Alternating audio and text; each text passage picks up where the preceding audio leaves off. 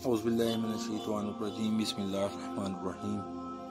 حضرت نواز بن سمعان رضی اللہ تعالیٰ عنہ بیان کرتے ہیں، رسول اللہ صلی اللہ علیہ وسلم نے دجال کا ذکر کیا تو فرمایا اگر وہ میری موجودگی میں نکل آیا تو پھر میں تمہاری طرف سے اس سے جھگڑا کروں گا، اور اگر وہ اس وقت نکلے جب کہ میں تم میں سے نہ ہوں تو پھر ہر شخص اپنی خاطر اس سے جھگڑا کرے گا، اور اللہ ہر ایک مسلمان پر محافظ و معاون ہے۔ بے شک وہ دجال جوان ہوگا، اس کے بال گھنگریالو ہوں گے، اس کی آنکھ اٹھی ہوئی ہوگی، گویا میں اسے عبدالعزی بن قطن سے تشبیہ دیتا ہوں۔ تم میں سے جو شخص اسے پا لے تو وہ اس پر سورہ کہف کی ابتدائی آیات پڑھے، کیونکہ وہ تمہارے لیے اس کے فتنے سے امان ہے۔ وہ شام اور عراق کے درمیان ایک راہ پر نکلنے والا ہے، وہ دائیں بائیں فساد مچائے گا۔ اللہ کے بندوں ثابت رہنا۔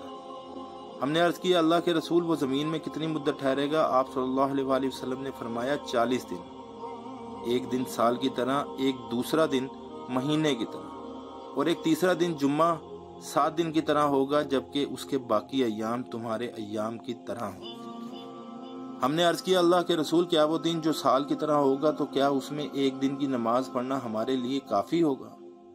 آپ صلی اللہ علیہ وآلہ وسلم نے فرمایا نہیں، بلکہ تم اس کے لیے اس کا اندازہ کر لینا۔ ہم نے عرض کیا اللہ کے رسول اس کی زمین پر رفتار کیا ہوگی؟ آپ صلی اللہ علیہ وآلہ وسلم نے فرمایا بارش کی طرح جس کے پیچھے ہوا آتی ہے۔ وہ لوگوں کے پاس آئے گا، انہیں دعوت دے گا تو وہ اس پر ایمان لے آئیں گے، وہ آسمان کو حکم دے گا تو وہ بارش برسائے گا، اور زمین کو حکم دے گا تو وہ اناج اگائے گی۔ ان کے چرنے والے جانور شام کو واپس آئیں گے تو ان کی کوہانیں پہلے سے زیادہ لمبی، ان کے تھن دودھ سے بھرے ہوں گے، اور ان کی کوکھیں باہر نکلی ہوں گی۔ پھر وہ کچھ لوگوں کے پاس آئے گا، وہ انہیں دعوت دے گا اور اس کی بات قبول نہیں کریں گے۔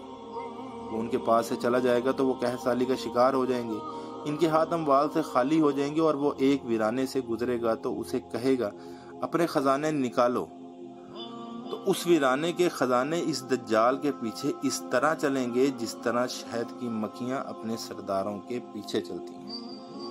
پھر وہ بھرپور جوان آدمی کو بلائے گا اور تلوار مار کر اس کے 2 ٹکڑے کر دے گا، جس طرح ہدف پر نشانہ بازی کی جاتی ہے۔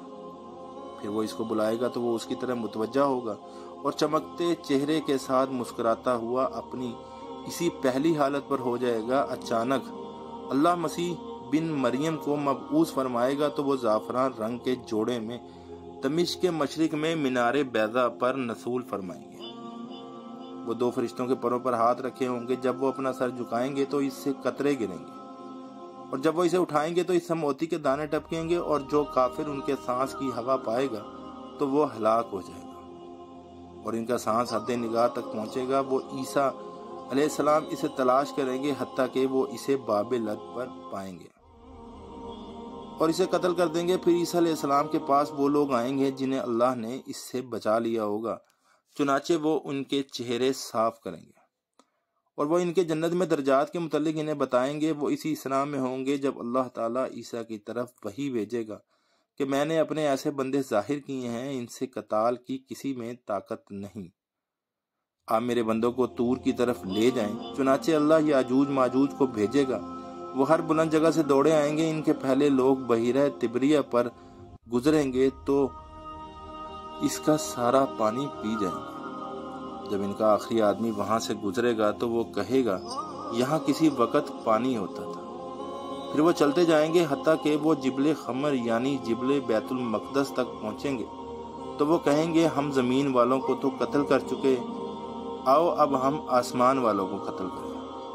وہ آسمان کی طرف تیر چلائیں گے تو اللہ ان کے تیروں کو خون آلود حالت میں ان پر لوٹا دے گا۔ اللہ کے نبی اور اس کے ساتھی روک لیے جائیں گے حتیٰ کہ اس کے روز بیل کا سر ان کے ہاں 100 دینار سے بہتر ہو۔ اللہ کے نبی عیسیٰ علیہ السلام اور ان کے ساتھی اللہ کی طرف رغبت کریں گے تو اللہ ان کی گردنوں میں کیڑا پیدا کر دے گا، تو وہ ایک جان کی موت کی طرح سب ہلاک ہو جائیں گے۔ پھر اللہ کے نبی عیسیٰ علیہ السلام اور ان کے ساتھی پہاڑ سے نیچے اتریں گے، وہ زمین پر بالشت برابر جگہ نہیں پائیں گے مگر وہ ان کی چربی اور بدبو سے بھرپور ہوگی۔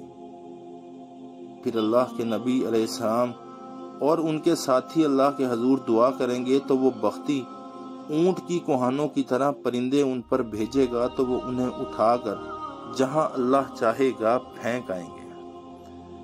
ایک دوسری روایت میں ہے وہ انہیں نہبل کے مقام پر پھینک آئیں گے۔ مسلمان ان کی کمانوں، ان کے تیروں، ان کے ترکشوں کو 7 سال جلاتے رہیں گے، پھر اللہ تعالیٰ بارش برسائیں گے کہ وہ ہر گھر پر برسے گی، خواہ وہ پتھر سے بنایا گیا ہو یا کوئی خیمہ ہو۔ وہ بارش زمین کو دھو ڈالے گی حتیٰ کہ اسے شیشے کی طرح کر دے گی۔ پھر زمین سے کہا جائے گا اپنے ثمرات اگاؤ اور اپنی برکات لوٹا دو۔ اس دن پوری جماعت فقط ایک انار سے سیر ہو جائے گی اور اس کے چھلکے سے سایہ حاصل کریں گے اور دودھ میں برکت ڈال دی جائے گی حتیٰ کہ اونٹنی کا دودھ لوگوں کی ایک جماعت کے لیے کافی ہوگا، گائے کا دودھ لوگوں کے قبیلے کے لیے کافی ہوگا، بکری کا دودھ چھوٹے قبیلے کے لیے کافی ہوگا۔ وہ اسی حالت میں ہوں گے کہ اللہ پاکیزہ ہوا بھیجے گا، وہ ان کی بغلوں کے نیچے لگے گی اور ہر مومن اور ہر مسلمان کی روح قبض کر لے گی اور شریر لوگ باقی رہ جائیں گے۔ وہ اس وقت گدھوں کی طرح اعلانیہ زنا کریں گے اور ایسے لوگوں پر قیامت قائم ہوگی۔ البتہ دوسری روایت وہ ان کا یہ کہنا وہ ان کو نہبل میں پھینک دے گی سے لے کر 7 سال تک، اسے امام ترمذی نے روایت کیا ہے۔ رواہ مسلم و الترمذی۔